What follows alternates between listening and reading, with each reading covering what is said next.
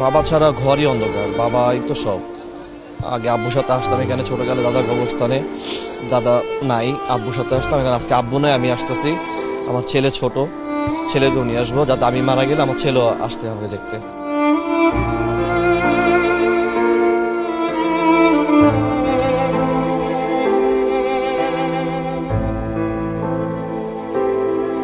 গত গত বছর আমাদের সাথে আমাদের আত্মীয় স্বজন ছিল, হয়তো এই দিনে তারা আমাদের সাথে এখন নেই।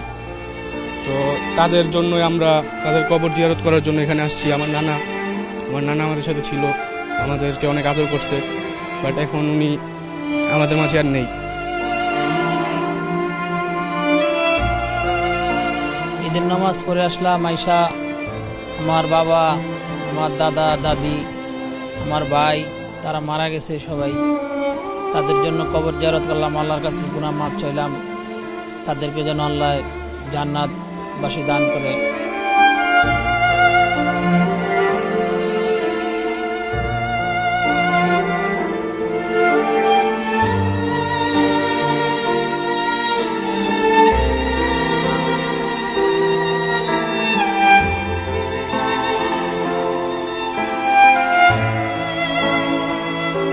পাঁচই রমজান আমার বড় ভাই মারা গিয়েছে, এর জন্য আমি জিয়ারত করতে আসছি। আমার দাদা দিদা সবাই আমার এখানে আছে। আমরা পুরান ঢাকার লোক। যে সবচেয়ে দুঃখের বিষয় যে সবার জন্য আমরা আসছি দোয়া করার জন্য, আল্লাহ জানি তাদেরকে মাফ করে, এবং রমজান মাসের ছিল তাদেরকে আল্লাহ তাদেরকে জান্নাতে ফেরদৌস দান করে, এবং তাদের সাথে যে আমাদেরকে সমস্ত গুনাহকে, জিন্দেগির গুনাহকে মাফ করে দেয়। গ্লিটারের টুইন লেমন ও অ্যান্টিব্যাকটেরিয়াল ফর্মুলা বাসনকে চকচকে জীবাণুমুক্ত করে আমাদের দেয় গ্লিটার গ্যারান্টি।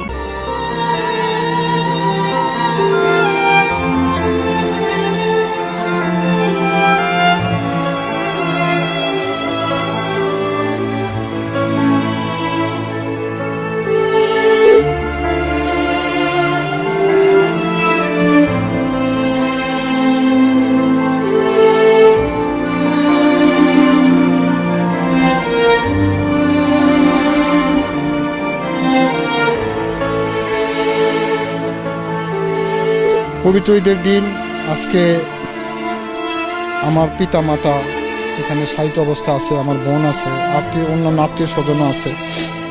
তো আমাদের এলাকার ভাই ব্রাদার ওনাদেরকে নিয়ে আসে কবর জিয়ারত করার জন্য আসলাম। যেহেতু বাপ মা আমাদেরকে জন্ম দিয়েছেন, আমাদেরকে এহসান করছেন, লালন পালন করছেন, আজকে এই সুখের দিনে তাদের জন্য কিছু দোয়া খায়রাত করা, এটা আমাদের ইমানি দায়িত্ব। মানবতার খাতিরও করা চাই।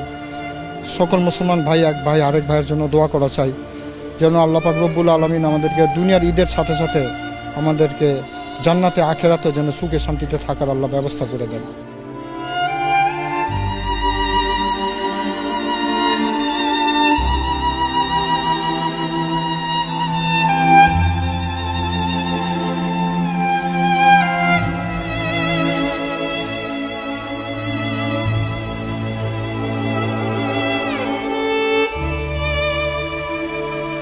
মিস করতেছি ঈদের দিন, সবাই আসলাম ঈদের দিন। আমি এমনি তো আসি, প্রত্যেকবারই আসি, আসা দাদুর কবর দেখে যাই, জিয়ারত করে যাই।